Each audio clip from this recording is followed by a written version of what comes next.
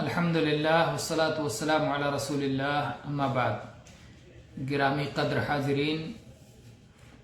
گزشتہ درس میں ہم نے یہ بتایا تھا کہ شرک تک پہنچانے والے 3 اہم وسائل ہیں، جس میں سے پہلا وسیلہ ہے بزرگوں کو حد سے آگے بڑھانا، الغلو فی الصالحین، اولیاء و صالحین کو ان کے درجہ اور مقام سے بلند کر دینا، ان میں غلو کرنا، ان کی تعریف میں حد سے تجاوز کرنا۔ آج ہم اسی سلسلے میں تفصیل سے گفتگو کریں گے۔ تو یہ شرک اکبر تک پہنچانے کی بہت اہم وجہ ہے، اسی لیے عمومی طور پر نبی کریم صلی اللہ علیہ وسلم نے غلو کرنے سے اور حد سے تجاوز کرنے سے منع فرمایا ہے۔ آپ نے کہا ایاکم والغلو فانما اہلک من کان قبلکم الغلو، اپنے آپ کو غلو سے دور رکھو، یعنی حد سے تجاوز کرنے سے، اپنی حد میں رہو، حد سے تجاوز مت کرو، کیونکہ تم سے پہلے کی امتوں کو غلو ہی نے ہلاک اور تباہ و برباد کر دیا۔ اس حدیث کو امام احمد نے، امام نسائی نے، امام ابن ماجہ نے اور ایسے ہی امام ابن حبان نے روایت کیا ہے۔ عبداللہ ابن عباس رضی اللہ عنہما کی سند سے یہ حدیث صحیح طور پر ثابت ہے۔ امام نووی فرماتے ہیں اپنی کتاب المجموع میں کہ صحیح علی شرط مسلم۔ ایسے ہی اسے امام طبرانی، امام بہقی وغیرہ نے بھی عبداللہ ابن عباس رضی اللہ عنہ کی سند سے بس سند حسن روایت کیا ہے۔ اسی طرح سے عبداللہ ابن عباس رضی اللہ عنہ یا ان کے بھائی فضل ابن عباس رضی اللہ عنہ سے بھی یہ روایت آئی ہے، اور یہ بات صحیح حدیث میں ثابت ہے کہ بزرگوں کو حد سے آگے بڑھا دینا، نیک لوگوں میں غلو کرنا، یہ آدم علیہ السلام کی اولاد کو شرک میں لے جانے کا سب سے عظیم اور سب سے بڑا سبب بنا ہے۔ سب سے پہلا سبب اور سب سے عظیم سبب یہی بنا ہے، لوگوں کو شرک اکبر میں ڈالنے کا، بت پرستی میں ڈالنے کا، مورتی پوجا میں ڈالنے کا سب سے بڑا سبب اور سب سے پہلا سبب بزرگوں کو حد سے آگے بڑھا دینا، ان کے مقام و مرتبہ کو حد سے آگے بڑھا دینا، غلو کرنا، حد سے تجاوز کرنا۔ چنانچہ صحیح بخاری میں عبداللہ ابن عباس رضی اللہ عنہما کی روایت ہے کہ قوم نوح کے بتوں کے بارے میں خبر دیتے ہوئے انہوں نے کہا کہ یہ اسماء رجال صالحین، یہ مورتیاں جو تھیں یہ بزرگوں کے نام کی مورتیاں تھیں، بزرگوں کے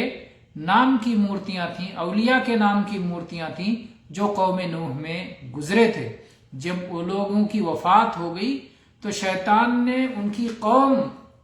کے دلوں میں یہ بات ڈالی کہ جن مجلسوں میں وہ بیٹھا کرتے تھے ان کے نام کا کوئی نشان لگا دو، اور اس نشان کو انہی کے نام سے کر دو، جیسے اس بزرگ کا جھنڈا، اس بزرگ کی لاٹھی، اس بزرگ کا چبوترا، اس بزرگ کا جھنڈا، یا اسی طرح سے اس بزرگ کے نام کا پتھر، اس طرح کی کوئی چیز جو اس بزرگ سے منسوب ہو، اس کے نام کی کوئی چیز، کوئی نشانی لگا دی جائے اور پھر اس کو یاد کیا جائے۔ تو ابتدا میں ان کی نشانیاں تیار کی گئیں، بزرگوں کی، اولیاء و صالحین کی، ان کو حد سے آگے بڑھایا گیا اور ان کی عبادت پہلی فرصت ہی میں نہیں کی گئی، لیکن جب یہ نسل وفات پا گئی، یہ نسل گزر گئی اور علم دھیرے دھیرے بدل گیا۔ آپ جانتے ہیں کہ علم میں تبدیلی آتی ہے، علم مٹتا ہے، علماء اٹھ جاتے ہیں، علم ختم ہو جاتا ہے۔ اس طرح سے جب علم مٹ گیا تو پھر ان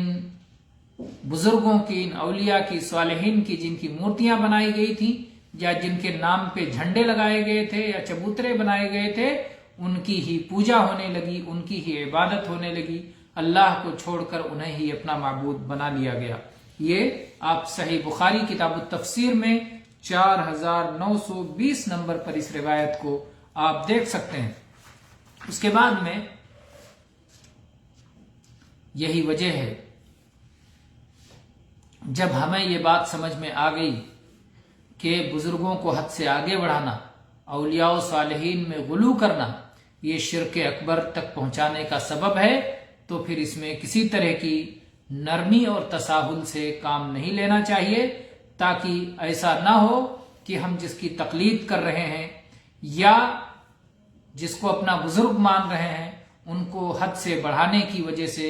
اللہ کے انہیں برابر کر دیں اور پھر شرک اکبر میں مبتلا ہو جائے۔ آئیے ہم کچھ وہ صورتیں دیکھتے ہیں کہ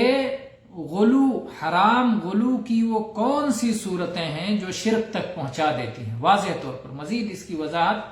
مثالوں سے چیزوں کی وضاحت ہوتی ہے، تو جب ہم دیکھیں گے کہ غلو کی فلاں صورت اور فلاں کیفیت اور فلاں نوعیت یہ شرک اکبر تک پہنچاتی ہے، تو ایسی صورت میں ہمارے لیے بات کو سمجھنا آسان ہوگا۔ تو بزرگوں کے حق میں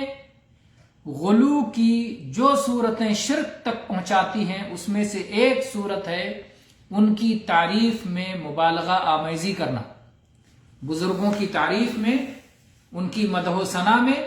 مبالغہ سے کام لینا، جیسے کہ اکثر صوفیہ اور اکثر روافض یہ کام کرتے ہیں، اور اس مبالغے کی وجہ سے وہ شرک فی الربوبیہ میں پڑ جاتے ہیں۔ شرک فی الربوبیہ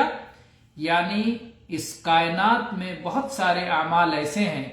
جو اللہ تعالیٰ کے ساتھ خاص ہیں، جیسے پیدا کرنا، یہ اللہ کے رب ہونے کا تقاضا ہے، پیدا کرنا، روزی دینا، موت دینا، زندگی دینا، ان سارے کاموں میں اللہ اکیلا ہے۔ لیکن کچھ لوگ اپنے بزرگوں کو اتنا بڑا کر دیتے ہیں کہ انہیں موت و زندگی کا مالک بنا دیتے ہیں، انہیں موت و زندگی کے ساتھ پیدائش اور رزق کا بھی مالک بنا دیتے ہیں۔ تو ان اپنے بزرگوں کے بارے میں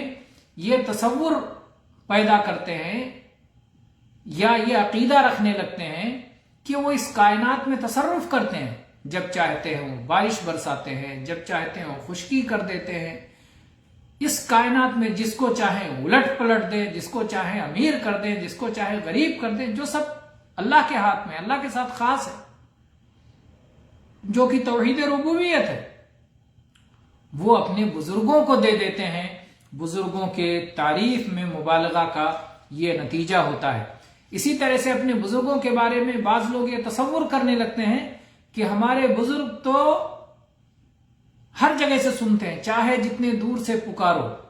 وہ سن لیتے ہیں، وہ بیک وقت مختلف لوگوں کی زبانیں، دنیا میں کسی بھی زبان میں، کسی بھی جگہ سے، کسی بھی مقام سے انہیں پکارا جائے تو وہ سنتے ہیں اور مدد کو حاضر ہوتے ہیں۔ نعوذ باللہ، سننے کی یہ طاقت تو صرف اللہ کے پاس ہے کہ اللہ تعالیٰ کبھی بھی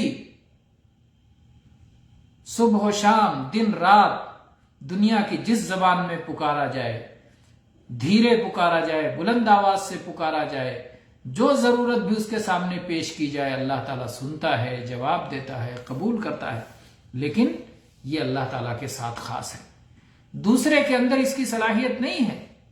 لیکن کچھ لوگ اپنے بزرگوں کے بارے میں یہ سمجھتے ہیں کہ ان بزرگوں کو کہیں سے کوئی بھی کبھی بھی پکارے وہ سن لیتے ہیں اور وہ مدد کو آتے ہیں، وہ دعا کو اور پکار کو سنتے ہیں اور وہ جواب دیتے ہیں اور وہ مشکلات کو حل کرتے ہیں اور وہ مصیبتوں میں کام آتے ہیں اور وہ بیڑا پار لگاتے ہیں اور وہ بیماروں کو شفا دیتے ہیں۔ نعوذ باللہ،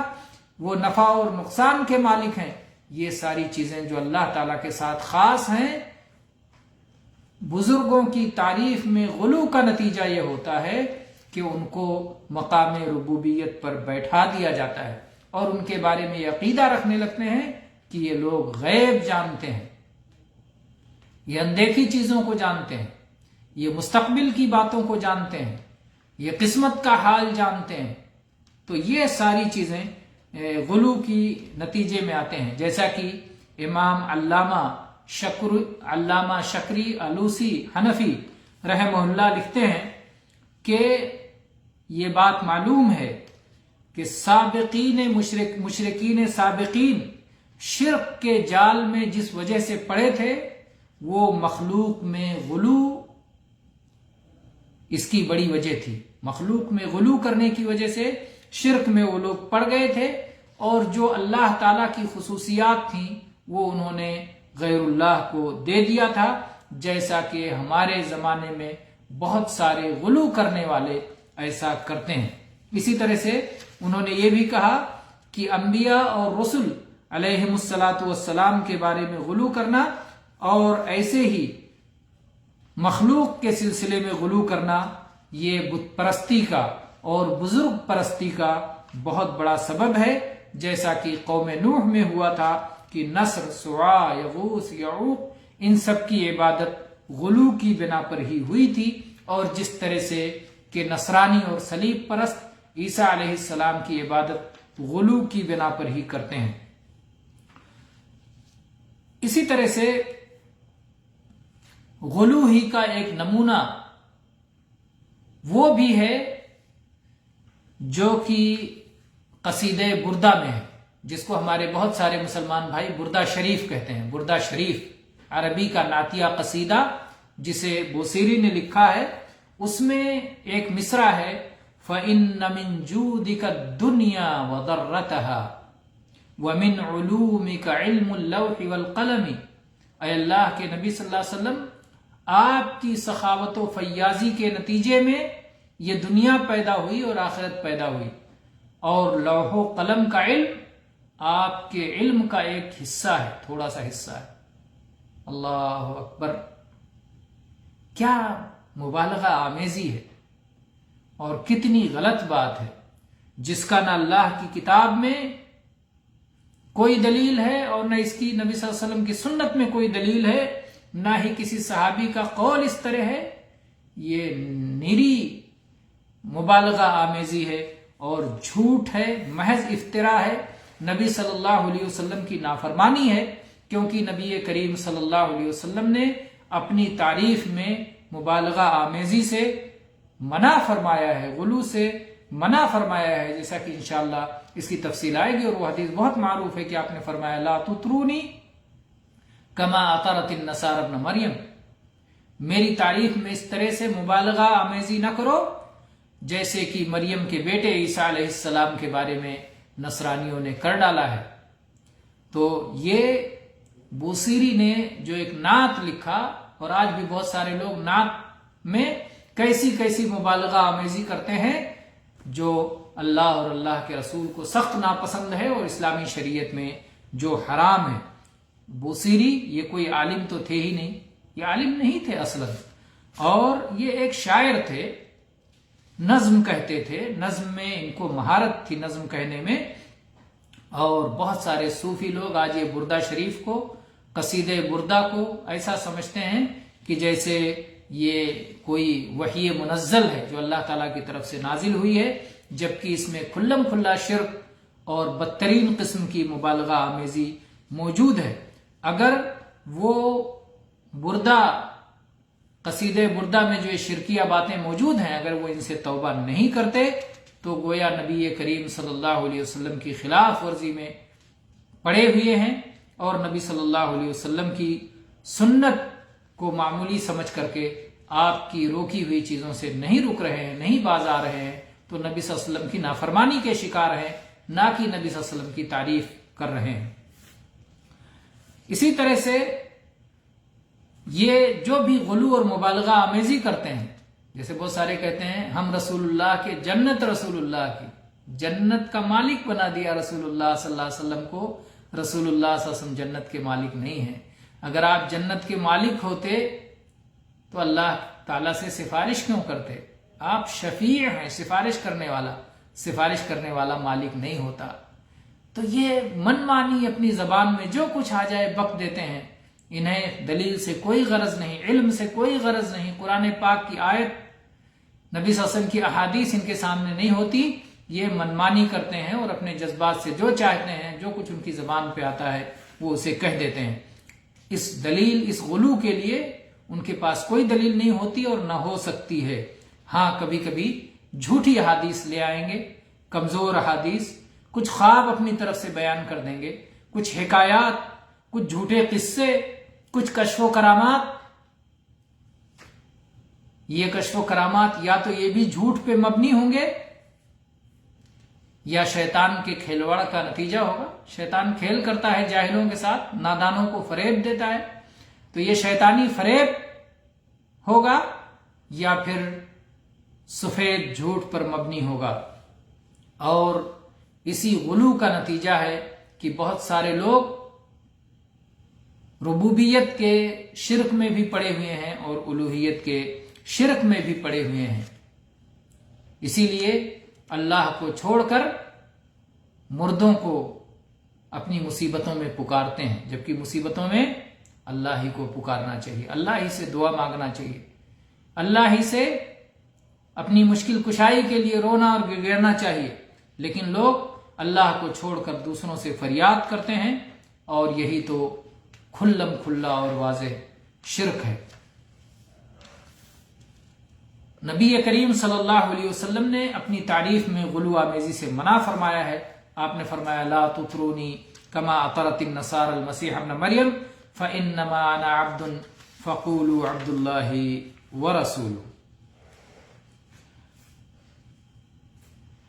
اسی طرح سے شیخ شمس الدین افغانی رحمہ اللہ نے اپنی کتاب جہود علماء الحنفیہ میں لکھا ہے کہ امام محمود آلوسی اور ان کے بیٹے نعمان آلوسی اور ان کے پوتے شکری آلوسی اور اسی طرح سے شیخ غلام اللہ جو حنفیہ کے ہاں شیخ القرآن کے لقب سے مشہور ہیں، اور علامہ رباطی اور اسی طرح سے علامہ رستمی، یہ سارے لوگ قرآن مجید کی سورہ حج کی آیت نمبر 73 ان الذین تدعون من دون اللہ لن یخلقوا ذبابا، اللہ کو چھوڑ کر تم جن سے دعائیں مانگتے ہو، جن کو پکارتے ہو، وہ ایک مکھی بھی پیدا نہیں کر سکتے۔ اس آیت کے ضمن میں لکھتے ہیں کہ اس میں اللہ کے ولیوں کی ذات میں غلو کرنے والوں کی مذمت کی طرف اشارہ ہے۔ اس آیت میں ان الذین تدعون من دون اللہ لن یخلقوا ذبابا، اس آیت میں ان لوگوں کی مذمت کی طرف، ان لوگوں کی برائی کی طرف اشارہ ہے جو اللہ کے ولیوں میں غلو کرتے ہیں اور ان کی تعریف میں مبالغہ آمیزی سے کام لیتے ہیں۔ مصیبتوں میں وہ ان اولیاء کو پکارتے ہیں، ان سے فریاد کرتے ہیں، ان کی دہائی دیتے ہیں اور اللہ تعالیٰ سے غافل ہو جاتے ہیں۔ ان بزرگوں کے لیے وہ نظر و نیاز کرتے ہیں، اور جو کچھ عقل مند ہوتے ہیں وہ کہتے ہیں یہ بزرگ اللہ تک پہنچانے کے لیے ہمارا وسیلہ ہے، اور جو نادان ہوتے ہیں وہ تو ڈائریکٹ انہی بزرگوں سے مانگتے ہیں، انہی مردوں سے مانگتے ہیں، انہی قبر والوں سے مانگتے ہیں، وہ تو اللہ کو جانتے ہی نہیں۔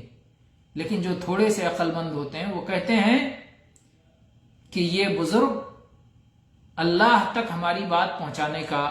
وسیلہ ہے، اور اسی لیے دیکھا جاتا ہے، یہ بات مشاہدے میں ہے کہ بزرگوں کی، اولیاء کی قبروں کی دہلیز پر لوگ سجدے کر رہے ہیں، قبروں پر ماتھا ٹیک رہے ہیں، لوگ اپنی پیشانیاں رگڑے ہوئے ہیں، اور وہاں سے وہ اپنی مصیبت دور کرنا چاہتے ہیں، اس لیے انہیں رکوع اور سجدہ کرتے ہیں۔ اور بعض لوگ کہتے ہیں کہ یہ قبر والے جس طرح چاہیں دنیا میں تصرف کریں، جسے چاہیں امیر کر دیں، جسے چاہیں غریب کر دیں، جس چاہیں آفت میں ڈال دیں اور جسے چاہیں نعمت عطا کر دیں۔ اور ان سب باتوں کی جب ان سے دلیل طلب کی جاتی ہے تو کہتے ہیں کہ ایسا کشف سے ثابت ہے، ایسا کوئی حکایت، کوئی قصہ، کوئی کہانی اس موقع پر سنا دیں گے، اور ظاہر بات ہے کہ حکایات و منامات، خواب اور کرامات یہ دلیل نہیں ہے۔ کتنی جہالت اور نادانی میں اور کس قدر دین پر افترا پردازی میں یہ لوگ پڑے ہوئے ہیں۔ کچھ لوگوں کا یہ خیال ہے کہ بزرگ اپنی قبروں سے باہر آتے ہیں اور مختلف شکلوں میں وہ یہاں اور وہاں لوگوں کے پاس جاتے ہیں، اور بعض ان کے علماء، صوفیوں کے علماء جو تصوف کی راہ پر چلتے ہیں، وہ کہتے ہیں کہ بزرگوں کی روحیں مختلف شکلوں میں آتی ہیں اور پھر جہاں چاہتی ہیں دنیا میں، جدھر چاہتی ہیں آتی اور جاتی ہیں۔ کبھی شیر کی شکل میں آتی ہیں، کبھی ہرن کی شکل میں آتی ہیں، کبھی اور کسی شکل میں آتی ہیں، اور ظاہر بات ہے کہ یہ ساری باتیں کتاب و سنت کی دلیل سے عاری، باطل اور بے اصل باتیں ہیں، بے دلیل باتیں ہیں۔ سلف صالحین سے اس بات کی کوئی دلیل نہیں پیش کی جا سکتی۔ ان لوگوں نے لوگوں کا دین بھی برباد کیا اور دین اسلام کو بقیہ ادیان والوں کے سامنے مضحکہ خیز بنا دیا۔ یہود و نصارہ جن کا دین منسوخ ہو چکا ہے، اور دوسرے دہریہ اور کمیونسٹ قسم کے لوگ، وہ ان چیزوں کو جب دیکھتے ہیں تو دین کا مذاق اڑاتے ہیں، حالانکہ یہ چیزیں دین کا حصہ نہیں ہیں۔ اللہ تعالیٰ ہی سے عفو اور عافیت کا سوال ہے۔ بہرحال تو یہ ایک چیز ہوئی، ایک صورت ہوئی جس پہ آج ہم نے اس درس میں گفتگو کی ہے۔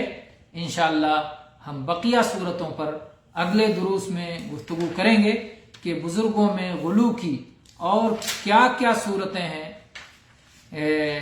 انشاءاللہ ہم اس پر اگلے دروس میں گفتگو کریں گے، اور ہم یہاں وہ دلائل آپ کے سامنے پیش کر دیں، بات بتا دیں کہ نبی کریم صلی اللہ علیہ وسلم کے فضائل کے نام پر جھوٹ کو قبول نہیں کیا جا سکتا ہے۔ آپ صلی اللہ علیہ وسلم کے فضائل بہت ہیں، کتاب و سنت میں صحیح سند سے ثابت ہیں۔ آپ کو کسی کے جھوٹ کی ضرورت نہیں ہے کہ کوئی آدمی جھوٹے فضائل آپ کے بیان کرے اور اس کے بعد آپ کی تعریف میں مبالغہ آمیزی کرے۔ لوگوں کو یہ جاننا چاہیے کہ نبی کریم صلی اللہ علیہ وسلم نے اپنے بارے میں فرمایا ہے کہ میرے بارے میں، میری تعریف میں مبالغہ سے کام نہ لو، جیسے کہ مریم کے بیٹے عیسیٰ علیہ السلام کے بارے میں نصارہ نے کیا ہے، میں تو اللہ کا بندہ ہوں، مجھے اللہ کا بندہ کہو، مجھے اللہ کا رسول کہو۔ یہ حدیث صحیح بخاری میں ہے، کتاب احادیث الانبیاء، حدیث نمبر 3445۔ تو جو آدمی نبی صلی اللہ علیہ وسلم کی اس حدیث کو جان جائے کہ آپ نے فرمایا ہے لا تطرونی کما اطرت النصارى المسیح ابن مریم فانما انا عبد فقولوا عبد اللہ ورسولہ، صحیح بخاری کی اس حدیث کو جو آدمی جان جائے کہ اللہ کے نبی نے اپنے بارے میں مبالغہ آمیزی سے روکا ہے، پھر اللہ کے نبی کے جو امتی ہیں ان سے تو بدرجہ اولا ان کی تعریف مبالغہ آمیزی سے انسان کو بچنا ضروری ہوگا، اور ان کی مدح میں زیادتی نہیں کی جائے گی۔ جو آدمی اس کے باوجود اللہ کے نبی کی نافرمانی کرتے ہوئے آپ کی ذات میں یا بزرگوں کی ذات میں مبالغہ آمیزی کرتا ہے تو گویا نبی صلی اللہ علیہ وسلم کی سنت کو